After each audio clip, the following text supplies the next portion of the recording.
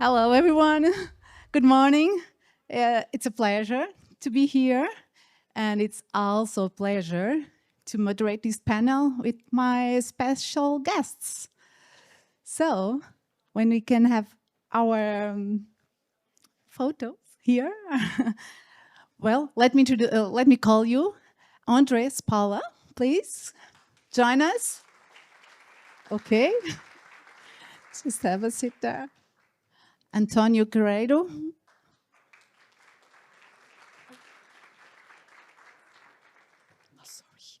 And as we all heard before, the creative X-Man, Rahul Saxena. Please have a seat. Well, I guess we all know Rahul already. We all heard him this morning.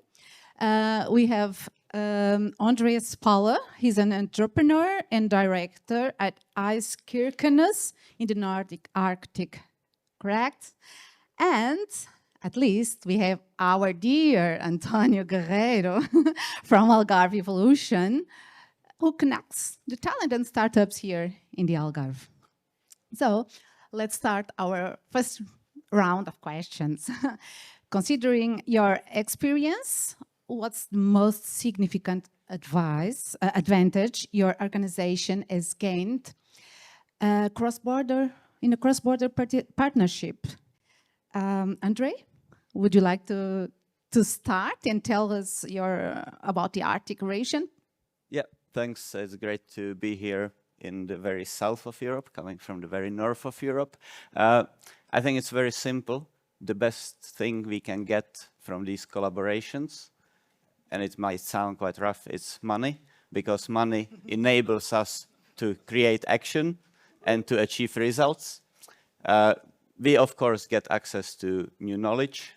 So that is a very important part of cross-border collaboration, because we can see how things are done elsewhere. And but we need the money to be able to execute things. And we have actually started not just talking, but doing and creating this Algarctic project, which aims to connect the Algarve and the Arctic, because you guys have sun here pretty much any time. We do have northern lights, which you like to see, but we like to see sun. So there is a great opportunity for preparing exchanges where we can connect entrepreneurial ecosystems. So I think that's my perspective. We need to find ways how to open new opportunities to get more money so that we can create more action. Very well, thank you. António, the perspective of Algarve Evolution. Tell us. About cross-border? Yes. So here in the Algarve, we are trying to connect the community that is living here. We are also trying to connect our community with the national community. And it makes sense to connect our community with international communities. So basically, if we could create a virtual bridge between where we are to other ecosystems around the world, that is a great multiplier. Because they can have access to our network, but we could also have access to their network. We have Rahul coming from the US. It's at the size is for us is like tremendous. And then we have here Ondrej from Norway. And they, up north, they are really well connected. So if you connect with Ondrej in the north of Norway, you are connecting with the entire country, because he has contacts across the entire country of Norway. But because they are organized, you can have access to Sweden, you can have access to Finland. And because he also organized an Arctic event, you have connections to the entire Arctic countries. So it's a no-brainer. That's why we privilege communication indoors, but also outdoors. Very well. And your perspective, Rahul, about the cross-boarding? Lucky enough, at Georgia Tech is a global school. We have campuses in Europe, we have campuses in Asia, and our own program, a third of our cohorts are virtual. And so part of the school, there are actually 25,000 online master's students. that are there, that go in and participate, and they're all eligible. Any student's eligible to go through our program, and they're all over the world too to come in. And so we've seen a lot of collaborations just to have those perspectives and those areas come in. A lot of them come to Atlanta just to participate as it, but it's open for any of those students. We've started setting up centers through sister organizations who are working on establishing, helping Georgia Tech be a thought leader globally. We set up a center in Medellin, Colombia, and a couple of other places around where it's bringing CreateX and this methodology there. We believe that this type of solution can be replicated and produced and be able to provide some of those areas. And then we have those students come here. We have the programs like Soft Landings, which I also heard about here, that's being developed by other countries, where a cohort can come in and be able to explore the opportunities in the U.S. and see different areas. So there's a lot of different areas we're going in, but we see it's a global economy, and we want, you know, the opportunities for everyone to be able to participate in those different things. For sure, the methods they differ, but it's clear the value is mutual for all of you three. Let's look a little bit closer to your each ecosystems here that we are talking. Ondrej, your contest is unique in the Arctic, I believe. How does cross-border collaboration help I have to read, Kirkenes adapt innovation solutions from very different contexts? Like here we have United States, Europe, so to meet your needs. I heard you have something there also. Yeah, so as you say, each ecosystem is unique, and it applies also nationally. So we are placed, or we are located by the Finnish-Russian border at the very north, which is extremely small ecosystem. But what we are benefiting from is the collaboration that Antonia was also describing, the reach across the Arctic region. So basically, we might be small in that one house where we operate, in that one town of 3,500 inhabitants, but we are pretty big in the Arctic context, and we talk mainly about European Arctic in this angle. So it's the knowledge that we can get from discussions, from being here. It helps not to repeat mistakes that others may have done, to actually implement what works into our operations. It can serve as justification to actually raise the money to create action in our region. And we cannot do it alone. Nobody can. There is never enough money to do things alone, at least in the European context, because for everything that we do in Europe, we ideally need to get in collaborations with foreign partners so that we can get more money. Because it's easier for people who fund activities to spread the money in a way that it serves more areas than just that one particular region. But in each of these collaborations, each of the partners and partner organizations that are involved get their share, get their benefit from that collaboration. And I think what's also important in these collaborations is that we get out of our own bubble.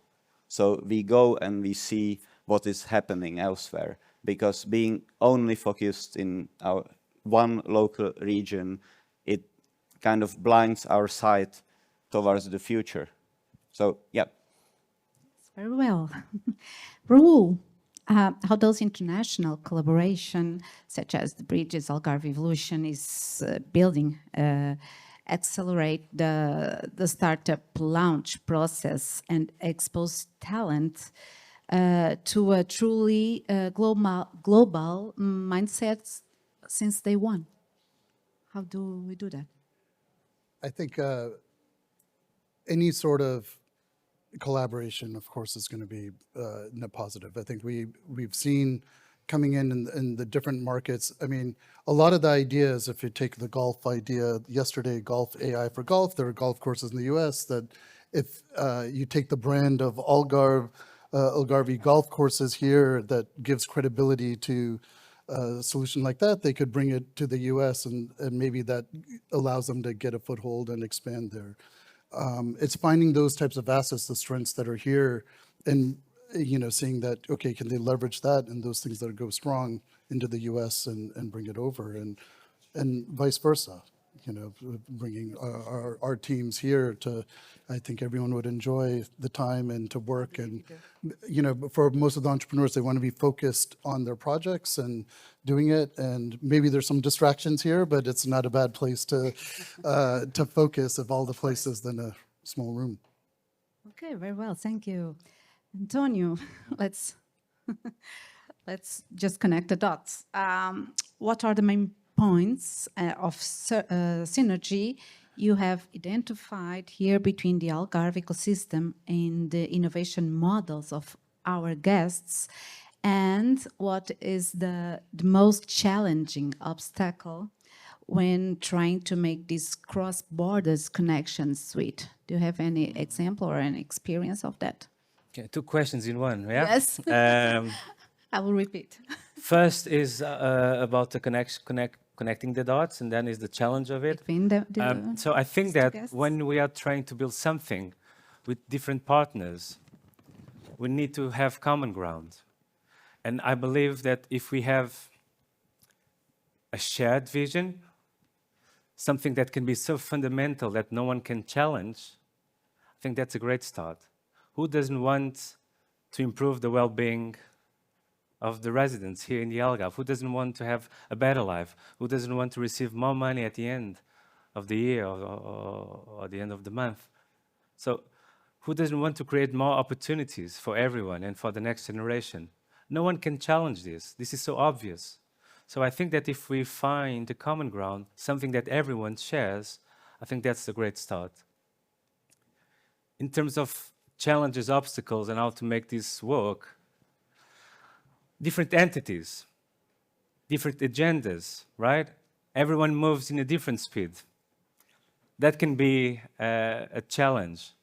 But nevertheless, if we have something that connects us, if we have the same vision, even though every entity has their own agendas, they also have a bigger agenda. So I think we need to look to the bigger picture. And then try to move fast, almost like a startup. Move fast, learn from your mistakes fast, do better mistakes, and learn fast from it. Because we don't have time to wait. We are at the crossroad. We are in one of the most important moments of our human civilization. We have a technology that will change our lives forever, and we are watching it happening. A lot of people have not even realized, but life is going to change. And I think that if we have something that we look forward and everyone shares that, I think that's a great start. But again, the obstacle can be slow process, moving at different speeds, but just do what you have to do and try to find someone or try to work more with someone that understands you and then can follow you. And then if you are ahead, bring someone that is lagging behind. And also work with some others that are already ahead of you, like Rahul. Rahul is here. He just did a beautiful keynote, more than 700 startups. For us, that's mind-blowing. So what can we learn from Rahul? We don't need to reinvent the wheel. The wheel is already invented. So because we don't have time to lose, why don't we ask Rahul, teach us, how can we implement this? Work with something that already exists. Don't create it. Don't spend time on trying to reinvent the wheel. Just spend time putting the wheel spinning. Thank you. Ondrej, do you have any example of cross-border collaboration that it's on your mind or thinking to, or you are planning to, or you want to share? The Algarve Tech project is the obvious example to mention here, because that's something that sounds crazy to many, and that's good, because it makes people uncomfortable, but that's an opportunity to use. What is it about? It's about connecting the Algarve and the Arctic to be able to connect the entrepreneurial ecosystems, to learn from each other, to collaborate, to have exchange visits for entrepreneurs, to be able to develop under mentorship of different mentors who can bring new perspective to the businesses. So as a first step, we applied for one small project worth 60,000 euros. We are awaiting the decision. The next step will be applying for 250,000 euros to be able to connect the ecosystems also with the Finnish Arctic area, and then we will take it from there. Wow, we have good news. And partners? Currently, it's us with Algarve Evolution. Then we will be adding the Lapland University of Applied Sciences, and then it will grow. Very well. We hope we have good news soon. let's see. And looking at the future, I believe our round is about to finish. I'm not sure if this is the correct timing. In a small sentence, I would like to ask you one piece of practical single advice from each of you, doesn't matter the other. If you could give a crucial tip to a leader or a founder, and we have many here in this room today, that is considering crossing borders for the first time, what will it be? What can you advise to them? Rahul, you want to start? Just know why you want to go across, and you're at the stage where you can take advantage of going across. So if it's, but set the expectations. It's not, oh, if I go there, people will be writing me checks for investment. That's not always the case, or people or customers know your why, and be, prepared to take advantage at the time once you're across the border to leverage all the resources and assets that are there. About you, António? That's a great one, the why. I would say ask for help. In the Algarve, we have probably people from all over the world. If you want to have access like to new markets, even if it's in China, Nigeria, the US, tap into our community, ask for help. We know people that can get you there. So that's the power of the community. It's not about the who knows what, it's about who knows who, networks. So that would be my advice. Thank you so much. And Ondrej, to finalize. So now you have the why, you have someone to help you. So my advice is just do it. It might feel uncomfortable, which is good step to do, to step out of the comfort zone, because at that point, some people might call you crazy, and that is a good thing, because that usually means that you are onto something. Well, thank you so much for your participation, for your insights, for your advice for us, for all of us. It's clear that crossing borders through international collaboration is not just a goal, but it's a vital engine for innovation. Thank you so much for you all three, and thank you. Okay. Thank you. Thank you.